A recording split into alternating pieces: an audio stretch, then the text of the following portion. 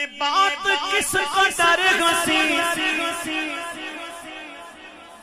یہ بات کس قدر ہنسی جو کہہ گئے معین الدین، یہ دین کی پناہ حسین۔ السلام علیکم ورحمۃ اللہ وبرکاتہ۔ الحمدللہ والصلاة والسلام علی رسول اللہ وعلی آلہ وعلی عبادہ الذین اصطفى۔ محترم ساتھیوں، اہل بیت اطہار کا تذکرہ چل رہا ہے، اور جیسا میں نے وعدہ کیا تھا کہ اہل بیت اطہار میں بہت سے گمنام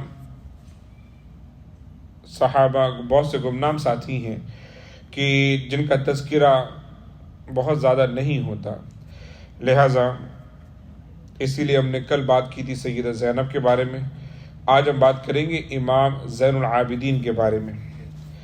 آپ سب کو معلوم ہے کہ واقع کربلا میں امام حسین کی نسل سے فقط یہی باقی رہ گئے تھے۔ حضرت امام علی اکبر اور حضرت علی اصغر یہ دونوں شہید کر دیے گئے تھے، تو حضرت علی اوسط یعنی کہ حضرت امام زین العابدین جو اس وقت 21 یا 22 اور کچھ روایتوں میں 22 یا 23 سال کے تھے، آپ اس وقت بہت بیمار تھے، اور میں سمجھتا ہوں کہ اس میں اللہ تعالیٰ کی کوئی مصلحت تھی کہ آپ بیمار رہے تاکہ حسنی اور حسینی دونوں جو نا سلسلے باقی رہیں۔ آ جائیں بات کرتے ہیں سب سے پہلے آپ کے نسب کی۔ تو آپ کا نسب آپ کو معلوم ہی ہے کہ آپ امام حسین کے بیٹے ہیں، تو لہٰذا آپ کا نام کچھ اس طریقے سے ہے کہ امام زین العابدین علی، جس نام سے ایکچولی آپ کا اصل نام تھا، امام زین العابدین علی بن امام حسین بن امام علی مرتضی بن ابو طالب بن عبد المطلب بن ہاشم بن عبد مناف، یعنی کہ وہ مبارک گھرانہ جو رسول پاک صلی اللہ علیہ وسلم کا ہے، اسی گھرانے کے آپ چشم و چراغ ہیں۔ آپ کی والدہ کا نام سلامہ یا سلافہ اور ایک روایت میں ہے کہ غزالہ ہے، اور آپ کی والدہ دراصل بادشاہ فارس کی بیٹی تھی، بہت بڑے خاندان کی، لیکن ایک جنگ میں سیدنا عمر بن خطاب رضی اللہ تعالی عنہ کے زمانے میں اس بادشاہ کی تینوں بیٹیاں قید میں آ گئی تھیں۔ ظاہر ہے کہ جنگ ہوتی تو قید میں آتی تو وہ جو خاتون ہوتی، خواتین، وہ مال غنیمت کے طور پر آتی ہیں، تو وہ تینوں بیٹیوں کی شادی 3 لوگوں سے ہوئی، اور پہلے حضرت عبداللہ ابن عمر کے حصے میں جو سب سے بڑی والی بیٹی تھی بادشاہ فارس کی، دوسری جن سے حضرت سالم بن عبداللہ پیدا ہوئے، دوسری حضرت محمد بن ابو بکر کو دی گئی جن سے حضرت قاسم پیدا ہوئے، اور تیسری حضرت امام حسین رضی اللہ تعالی عنہ کو دی گئی، اور ان سے نکاح کے بعد حضرت امام زین العابدین پیدا ہوئے۔ امام زین العابدین کی ولادت 38 ہجری میں ہوئی ہے، یعنی رسول پاک صلی اللہ علیہ وسلم کے وصال کے تقریباً 28 سال کے بعد میں آپ کی ولادت ہوئی، اور اس سے یہ اندازہ لگایا جا سکتا ہے کہ آپ کی ولادت سیدنا عثمان غنی رضی اللہ تعالی عنہ کے ابتدائی خلافت کے دور میں ہوئی ہے، یا سیدنا عمر بن خطاب کے ایک دم بالکل آخری دور خلافت میں ہوئی ہے، لیکن اس وقت بھی صحابہ کرام کی اور اجل تابعین کرام کی بہت بڑی تعداد موجود تھی جن سے آپ نے علم بھی حاصل کیا اور تربیت بھی حاصل کی ہے۔ امام حسین کی 3 صاحبزادے ہیں، آپ کو معلوم ہے کہ علی اکبر، علی اوسط اور علی اصغر، جو امام زین العابدین ہیں وہ علی اوسط ہیں۔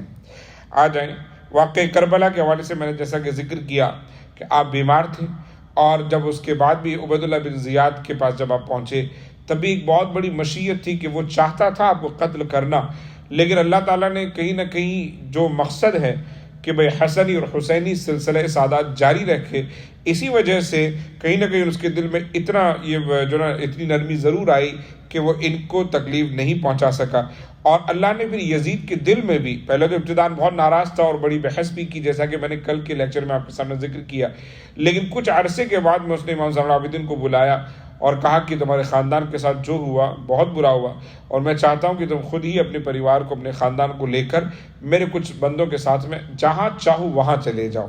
تو یہ نرمی اللہ نے ڈالی تاکہ امام زین العابدین بقید حیات رہیں۔ آپ نے امام زین العابدین نے بہت سارے لوگوں سے احادیث بیان کی ہیں۔ حدیثیں بیان کرنا عام طور پر ہمیں لگتا ہے کہ کوئی معمولی کام ہے، میں آپ کو جیسے حدیث بیان کر رہا ہوں یہ ویسا کام نہیں، احادیث کی روایت کو آگے بڑھانا یہ ایک بہت بڑا علمی کام ہے، اور اس میں الحمدللہ کئی صحابہ کرام پیش کر رہے ہیں۔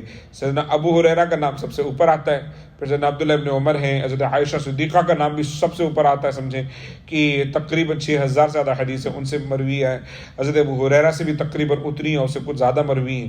تو کئی صحابہ کرام جو ہے نا احادیث روایت کیا کرتے تھے، اور بہت بڑی بات ہے کہ اسی میں حضرت امام زین العابدین بھی ہیں، آپ نے اپنے والد امام حسین سے بھی احادیث بیان کی ہیں، اور آپ نے اپنے دادا حضرت علی بن ابو طالب سے بھی احادیث بیان کی ہیں۔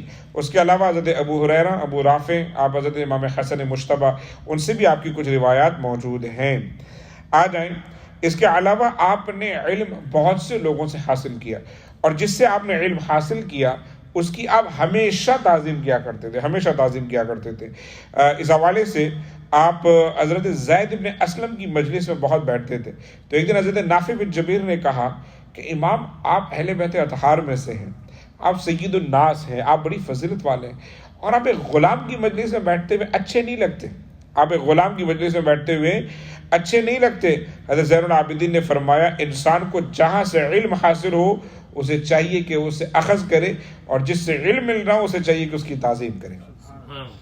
دیکھیں آپ اندازہ کریں کتنی بڑی بات ہے، کوئی فرق نہیں پڑتا، مجھے علم حاصل ہونا چاہیے، الحمدللہ یہ شوق، اور یہ شوق ہے الحمدللہ۔ اور سخاوت کی بات کریں تو سخاوت ایسی کہ میں آپ کو 2 روایتیں آپ کے سامنے پیش کرتا ہوں۔ امام ذہبی نے سیر اعلام النبلاء میں ذکر کیا ہے، اور ابن سعد نے اپنی طبقات ابن سعد میں یہ واقعہ ذکر کیا ہے کہ امام زین العابدین کئی گھروں کا راشن چلایا کرتے تھے، ان کے گھروں میں دال چاول اور جو بیسک نیڈز ہوتی ہے نا وہ انہیں پہنچا دیتے تھے، اور انہیں پتہ بھی نہیں چلتا، کسی کو نہیں معلوم تھا۔ کب پتہ چلا؟ جس دن حضرت امام زین العابدین کا وصال ہوا، اس دن کے بعد سے ان کے گھر پہ کبھی راشن نہیں آیا۔ تب انہیں پتہ چلا کہ دراصل یہ جو راشن آتا تھا وہ حضرت امام زین العابدین رات کے اندھیرے میں ان سب گھروں کے دروازے پر چھوڑ کر آ جایا کرتے تھے، اور خود ہی یہ کام کرتے تھے، جس کی وجہ سے اس روایت میں ہے کہ آپ کو جب غسل دیا گیا تو آپ کے پشت پر آٹے کی بوری کندھے پر لادنے کی وجہ سے نشان لگے ہوئے تھے، نشانات تھے۔ اس سے پتا چلا کہ بوجھ بھی خود ڈھوتے تھے اور ان گھروں میں خود پہنچایا بھی کرتے تھے۔ دوسری روایت حلیۃ الاولیاء میں حافظ ابو نعیم نے ذکر کی ہے، کہتے ہیں کہ حضرت محمد بن اسامہ جو کہ رسول پاک صلی اللہ علیہ وسلم کے منہ بولے بیٹے جو حضرت زید ہیں ان کے پوتے ہوتے ہیں، حضرت محمد بن اسامہ بن زید، وہ بہت بیمار ہوئے۔ امام زین العابدین ان کی عیادت کے لیے تشریف لے گئے تو دیکھا کہ وہ رو رہے ہیں۔ آپ نے پوچھا کیوں روتے ہو؟ فرمایا کہ مجھے ڈر ہے کہ کہیں مجھے موت نہ آ جائے، حالانکہ میرے اوپر 15,000 دینار کا قرضہ ہے۔ اللہ اکبر۔ میں سمجھتا ہوں کہ ہمیں اس چیز کا ڈر نہیں ہوتا نا، ہمیں کچھ اور ڈر ہوتا ہے، فیملی کو چھوڑنے کا، دنیا سے محبت کا، مگر انہیں معلوم ہے کہ جب قرض کا ایک سکہ بھی، ایک آنا بھی باقی رہ گیا تو کل بروز قیامت گرفت ہو سکتی ہے۔ تو آپ کو یہ فکر تھی۔ حضرت امام زین العابدین نے کہا اب آپ بے فکر ہو جائیں، آپ کا قرضہ میرا ذمہ، آپ کا قرضہ میرا ذمہ۔ الحمدللہ اس سے آپ اندازہ کر سکتے ہیں کہ کیا الحمدللہ آپ کی زندگی رہی ہے، کیا سخاوت۔ اور اسوہ رسول کی بات کریں، یعنی کہ کسی اپنے دل میں من موٹاؤ نہیں کہ میں بڑا، میں سادات میں سے ہوں، اہل بیت اطہار میں سے ہوں، بلکہ اتنی جو نا اسوہ رسول کی پیروی کہ ایک روایت میں حافظ ابن کثیر لکھتے ہیں کہ امام زین العابدین نے اپنے صاحب زادی کا نکاح اپنے غلام سے کر دیا۔ امام زین العابدین نے اپنی صاحب زادی کا نکاح اپنے غلام سے کر لیا، اور اپنی باندی کو آزاد کر کے خود اس سے نکاح کر لیا۔ اس پر عبد الملک بن مروان نے انہیں خط لکھا اور کہا یہ کیا کہ آپ نے اپنی ایک شہزادی کا نکاح تو غلام سے کر دیا اور خود ایک لونڈی باندی کو آزاد کر کے اس سے نکاح کر لیا، لعنت ہو آپ پر، ملامت ہو آپ پر، اس طرح برے الفاظ آپ کے لیے لکھے۔ آپ نے اس کو جواب دیا لقد كان لكم في رسول الله اسوة حسنة، خط لکھا واپس اور کہا لقد كان لكم في رسول الله اسوة حسنة، رسول پاک کی زندگی ہمارے لیے سب سے بہترین نمونہ عمل ہے۔ حضور پاک نے حضرت صفیہ کو آزاد کر کے ان سے نکاح کیا تھا، حضور پاک نے حضرت صفیہ کو نکاح کر کے ان کو آزاد کر کے ان کو نکاح کیا تھا، اور اپنی پھوپھی زاد بہن حضرت زینب بنت جحش کا نکاح اپنے غلام حضرت زید بن حارثہ سے کیا تھا۔ اب آپ اندازہ کریں جو کام رسول پاک صلی اللہ علیہ وسلم نے کیا وہ کہا میں نے بھی کیا. یہ الگ بات ہے کہ بعد میں مطلب حضرت زینب بنت جحش کا نکاح حضور پاک صلی اللہ علیہ وسلم سے ہو گیا تھا، لیکن یہاں پر ایک رسول پاک کا جو عمل ہے اس پر میں نے عمل کیا. اللہ اکبر. اور اسی طریقے سے آپ کا ایک قول بہت پیارا جو آپ کے سامنے نقل کرنا چاہتا ہوں. آپ فرماتے ہیں، حضرت امام زین العابدین فرماتے ہیں کہ عبادات کی 3 قسمیں ہیں. یعنی یوں کہتے ہیں عابدین کی اللہ کی عبادت کرنے والوں کی 3 قسمیں ہیں. کچھ لوگ اللہ کے خوف سے عبادت کرتے ہیں، ڈر سے عبادت کرتے ہیں، تو یہ آپ نے فرمایا غلاموں کی عبادت ہے، یہ غلاموں کی عبادت ہے.